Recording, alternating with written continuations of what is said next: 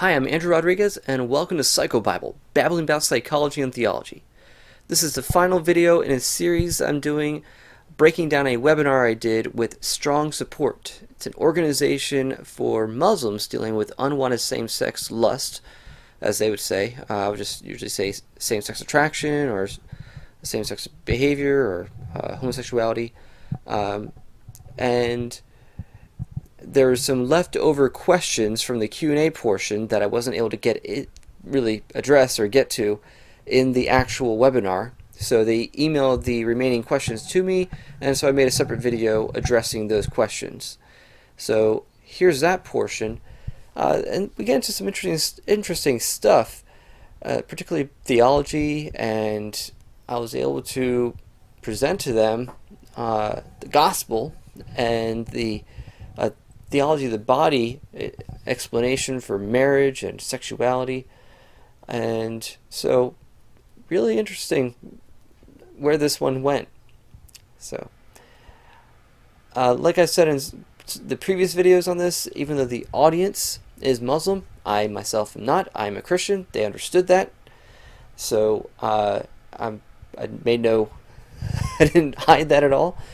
And really, the material in this is beneficial for anyone interested in the topic, not just for those from a Muslim background themselves. So, here you go. Okay, on to the remaining questions. All right. What is the evidence regarding the efficacy of EMDR, the eye movement desensitization and reprocessing? Is it really effective erasing past memories of trauma? No, because that's not its purpose. It does not erase memories of trauma. Although I've heard the way some people experience the relief they have after doing EMDR regarding certain traumatic memories is it's almost like they can't remember them. So I hear that as well with IMTT, image transformation therapy. So it's not that it actually erases the memory, but it could at least make it so you can go back to that memory without all the reactions and distressing emotions accompanying that memory. I would direct you to the EMDR International Association, and their website is emdria.org, and there should be research on there about the efficacy of EMDR. I don't have like studies on hand right now, but it is considered like the most effective form of treatment or protocol to use for people with particularly complex trauma that was pervasive. But I've even seen cases of people using EMDR for paraphilias, people with impulse issues that are related to a particular memory, addictions. So if the addiction is rooted in a particular event, so and also just regular PTSD. Now, usually the EMDR therapist, that's not the only thing they do. They'll do regular therapy with you, and then they prep you for doing EMDR as like a stage or a phase of the counseling. So how can we find the right therapist to perform EMDR? Any websites for registered therapists? Check out the EMDRIA. There's probably another one as well. It doesn't come to mind right now. And can it be performed via Zoom? Yes, I've heard of people doing it remotely. You might have to purchase something to be used, because the old-fashioned version was actually using something to make you track your eyes, move your eyes back and forth. The main point is to use is a bilateral stimulation. So stimulating the two different hemispheres, the left and right hemispheres of the brain. So going back and forth, back and forth. And that can be done like this. You can tap yourself. They use like tappers or clackers, where you sort of hold these devices that sort of vibrate, and so that it goes back, left, right. So it's not just eye movement. It's just about making sure that you're stimulating left and right. And what that does is allow you to access a memory without all the distressing emotions as you're doing so. So it's fascinating how it works. For someone who is a student and not financially in a position to pay for therapy, what would you suggest that can help? I get it. Counseling is expensive. So for many of us, it may be like a luxury. My old clinical supervisor would say, but it can't be viewed as a luxury. Life isn't worth living if you don't have your mental health. So I would say it also depends on the issue. If like you're severely depressed, it's not a luxury. Do what you got to do to get the counseling. If you're, falling into self-destruction and self-harm, major addiction, yeah, it might cost a small fortune, but uh, you might not need to do some things to get there. But there's going to be some things where, especially with some of these issues that are really about characterological change, it's going to take a while. It's not just a few weeks and you're done. That can be expensive if you're investing in therapy to do all this work. So it's really important that we have communities, such as our religious communities, that are healing, that have ministries, support groups, programs, mentorship. Uh, so at the very least, what you can do is have people in your life that you can go to, friends, mentors, peers, and work through some of the stuff with them in a group setting and one-on-one individual accountability.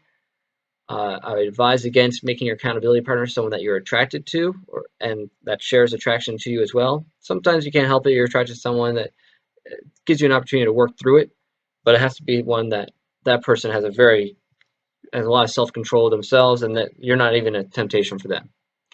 So I would say sometimes you just got to create it yourself. Like what I did with that at my old college, I started my own support group. There was nothing there. There was no help for people. And the counseling services they were referring the students to was a mixed bag. It's good and bad. So I straight up, I had to create my own support group for guys that were struggling in this area. And so maybe that's what you will do. You'll be the person started. Well, do what you're doing here with strong support. Grow this support group so it's more than just a webinar on occasion, but it becomes a community. So it's a start. So grow it, develop it. All right. Do you have a baseline assumption of the sexual identity that a person can be born with? Is it fluid or fixed? Okay. Sexual identity. This is where it's one of those terms that has a lot of baggage with it. Okay. Here's the reality. Um, if we're talking about sexual identity and you're talking about sexual attraction or sexual orientation or lust, like that varies. But sexual identity, here's reality, is male and female. That's it. Now, there may be people with some disorders of sexual development, but normally they actually have a particular sex. It's just been the features have been distorted or haven't been fully developed, so it's hard to identify. And maybe they have a mix of features from both sexes. And they're in such a minority, but they do not create a third sex. So it's really just there's two sexual identities. And I say this intentionally because we use the term identity incorrectly all the time. We use the term identity to mean like your self-concept, the way you see yourself. That's not true. And I fall into using it that way sometimes as well, just because that's how everyone uses it now. But I've been really convicted to use it the way the word actually means. And identity means to have the same traits, like the Greek or the to the Latin or the Greek, item means same as. So you have to have shared traits, and it has to be in your body. We've been sort of duped over the so many years of having this sort of rupture in our view of humanity as being spirits in a shell, a physical shell, and that the real person is their spirit, and their body is just something that they have to inhabit for a period of time. And that's not true at all. We are both, you are your body. So your identity cannot be separated from your body. So when you identify people, this is something that Christopher West says. When you identify people not based on their bodies, then you identify nobody. So we need to keep the marriage of we are incarnated spirits, or we're embodied spirits. We're both. We're a body, soul, body, spirit composite. So yes, we have spiritual aspects of us and we have bodily aspects, but together that's what makes a human. So you can't just say you're whatever identity you want to be, or whatever identity you think you are or feel you are in your mind. Your identity is based on your genitalia, your body, as far as your sexual identity, sexual/gender. Now, I think the question was more asking about attraction, like are you gay, straight? Once again, what was I saying before? We fall into this trap of believing, like the world says, that we're in these strict categories: straight, gay, bi, and that's based on the way the world would define that would be based on your level of attraction. But that's an experience, that's not an identity. The world then takes that experience and makes it an identity, but that's illogical. So, is it fluid or fixed? Okay, your sexual identity is fixed. You're a male.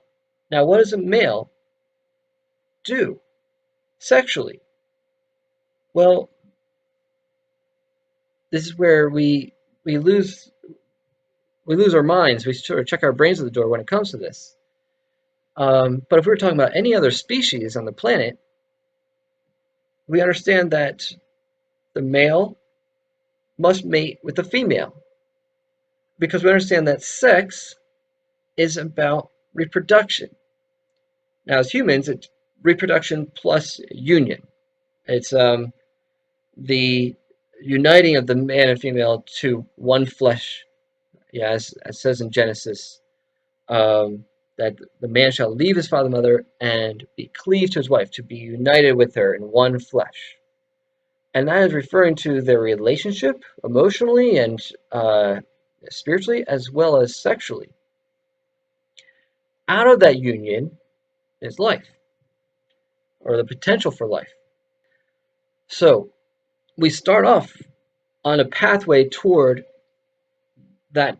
Sexual identity develops. It's not fixed and it's not fluid. It develops.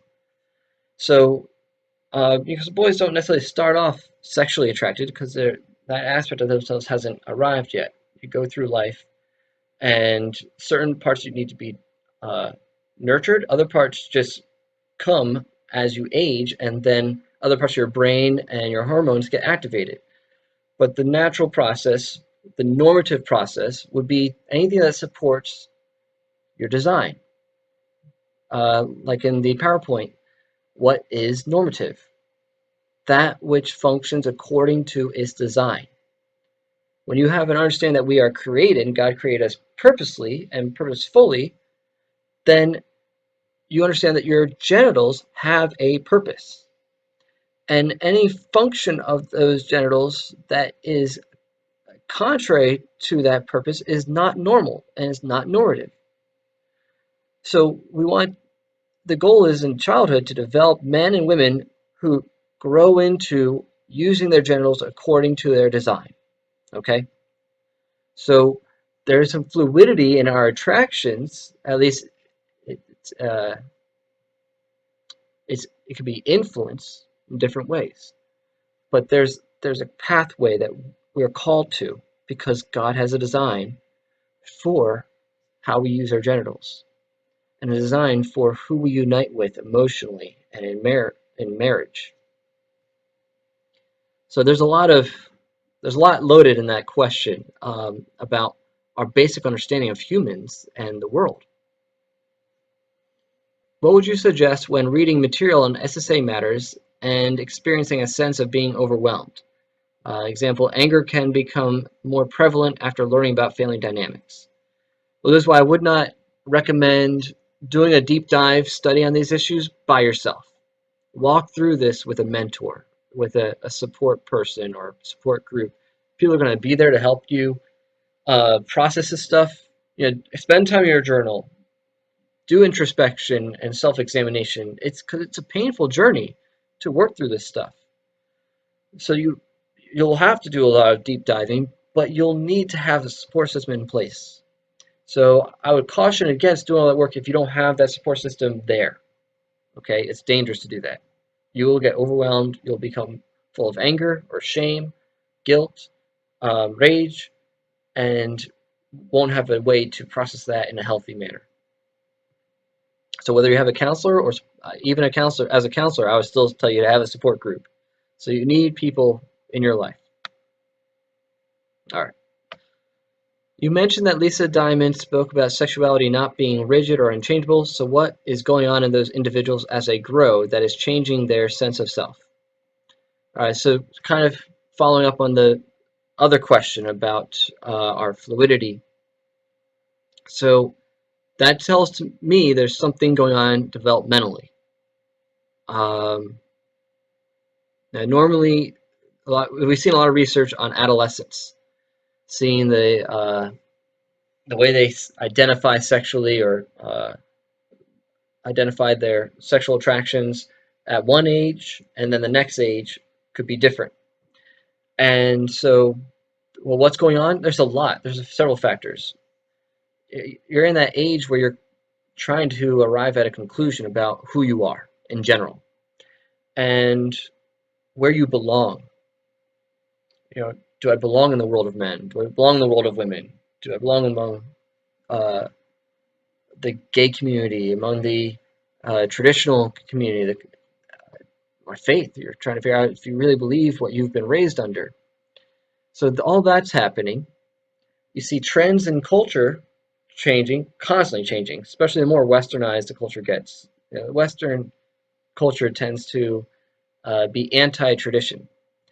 And so you see trends constantly. Look at clothing in the West. Every year is a different fashion trend. Nothing, and this is really more of a marketing thing. It's really just so people have an excuse to buy new clothes. So we're constantly changing stuff. And so where do you belong? That's one thing that's going on at that age. Your body's changing. You have an image in mind and it's mostly unconscious, of what it means to be, say, a man. If you're male, what does it mean for me to be a male, and to be secure in my masculinity and my masculine identity? And then as you're growing, you're seeing your body change, and maybe it's not fitting that ideal. Maybe it's not fitting those requirements you grew up with. Whether you arrived to those conclusions yourselves or they were sort of preached to you, and your culture just told you this is what it means to be a man. You got to be this tall, you got to be this muscular, you got to have this much body hair, you have to be athletic, whatever the case is. And you're finally like, I'm not like that. So there's a conflict within yourself, and you're wondering then where you belong and who you are. Um, so yeah, there's a lot of factors that can be going on as to why people change. If you find changes later in life, it could be because you nurtured emotional dependency on another person. We see this a lot with women, but it happens with guys as well. Developing an emotionally dependent relationship with someone of the same sex, and then if they were hurt by someone of the opposite sex, that person becomes their retreat. They go to them for comfort and safety, and then becomes like their security. Um, a big thing, especially for guys, is our fathers. He's the one who validates us as men. Now, there's a critical period when you're about age 3 where we sort of start separating in our attachment from mom, at least being solely attached to her, to then starting to attach to dad, and he becomes our gateway into the world of men. And so that needs to happen at that age. But there's another time where that becomes critical again, and that is in adolescence, where now we're starting to grow into men, and we need our dads there or other male role models who will not take advantage of us, but will be there as mentors and models and affirm our manhood. And if that's missing, then that leaves us feeling insecure about our value as men and our worthiness as men. So that's another thing that happens at that age. Okay. For a person who doesn't act on his attractions and doesn't masturbate or watch porn, with almost no opposite sex attractions, but is not repulsed by the idea of having sex with females, given the option of marriage, how do you know when one is ready for marriage? So that's a really good question. It really depends on your view or your understanding of marriage, what its purpose is, how a marriage should be. For some, they'll say, well, sounds good enough, good to be married. And it's going to be difficult for me to answer this based on your culture.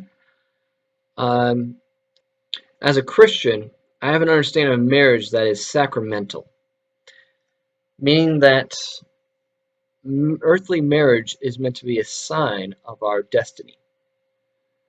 Our destiny, as here in Christianity, we refer to it as the bride of Christ. That um, our whole destiny is for God to take us up and to participate in life with Him in heaven in such a way that we are part of His community. And we, as Christians, we come from an idea that God is a Trinity. He's a three persons in one. It's a crazy concept. I get that.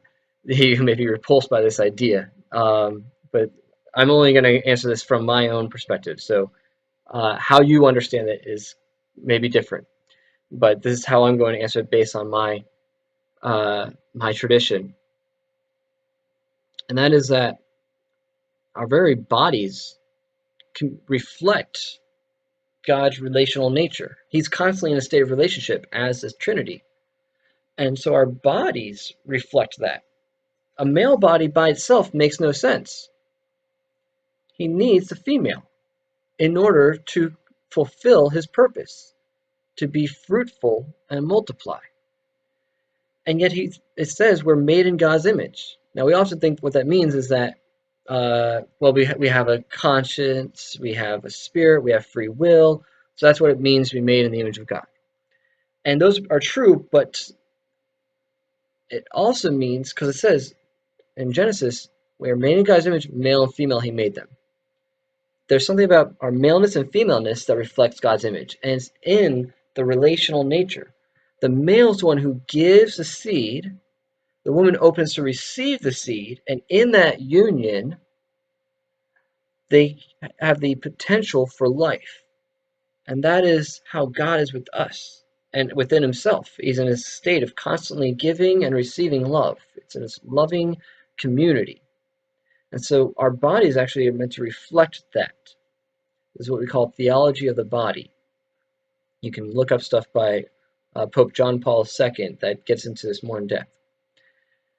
And our bodies reflect that, and then marriage is meant to reflect that. And then we're called to a destiny as the bride of Christ, that we are meant to participate in that relationship with God. So with that understanding, it says in Ephesians chapter 5 in the New Testament that husbands, love your wives as Christ loves the church. This is a great mystery. And speaking of Christ and the church, Christ and the bride. So, what is a marital love meant to be like? Well, how does Christ love us? We understand it this way as Christians. He loves us freely. I mean, he gave up his life for us. We believe he paid the penalty for our sins, and so he did that willingly. He was not forced to. He did it totally. He gave up his entire life for us.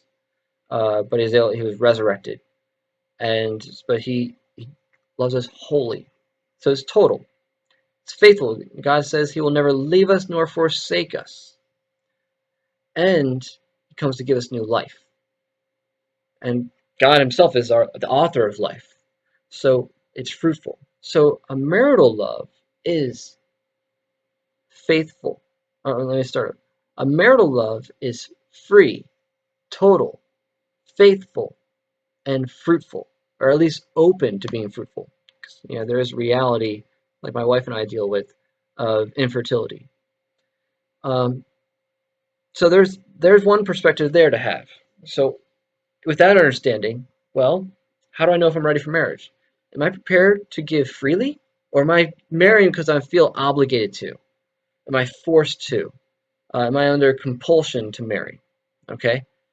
Um, am I willing to give myself totally to my wife, or will I um, hide parts of myself from her?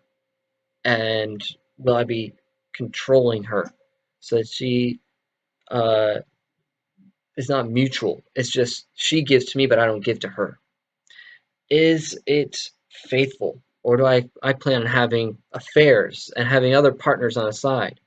Are you willing to solely devote yourself to one woman? And are you open to life, to children? Are you open to that? And will you give yourself willingly to her and sacrifice for her and for your children? So those principles right there. So even if you disagree with the Trinity, with Jesus, if you somehow arrive at that understanding that marriage should be free, total, faithful, and fruitful, or open to fruitfulness, then you can use that as your evaluation. All right, am I ready? Even if my attractions may not be there totally, well, uh, am I willing to get uh, to offer myself in sacrificial love to a spouse and to children, and continue the work of healing if there's other ways regarding my opposite sex attractions to my wife. I know a lot of guys who, dealing with same-sex attraction, will often develop an attraction only to one woman, the woman they end up marrying, and they'll think like, well, that's not very successful. Well, gosh, that's kind of a blessing in some ways. I wish I was the only one I ever found attractive was my wife and no one else. So that would just make faithfulness so easy, and resistance to porn and stuff and just lust so much easier. So it's a blessing in some ways.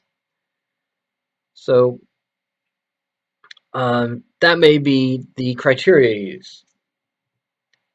It really depends on your values, your traditions, what the purpose of marriage is, how you understand it, to tell if you're really ready. But I would say the main thing is, are you willing to continue your healing as well? Don't think that the job is done once you marry. So continue working yourself, your development, and your just being willing to sacrifice, lay your life down for your wife and your children. And that may mean not indulging in things that that you wish you could because you still, I'm not fulfilled. But the world tells us, no, no, marriage is meant to make you feel happy. Now, we understand what God tells us is meant to make you holy. So as you reflect Him in His self-giving nature, the way God loves us is self-giving. He empties Himself. And so that's how we are as husbands supposed to love our wives. If you're not prepared to do that, don't marry, period. I don't care if you have same-sex attraction or not. If you're not willing to lay down your life for your wife and your children, you're not ready for marriage, period. So, sorry, that's how I'm going to answer the question.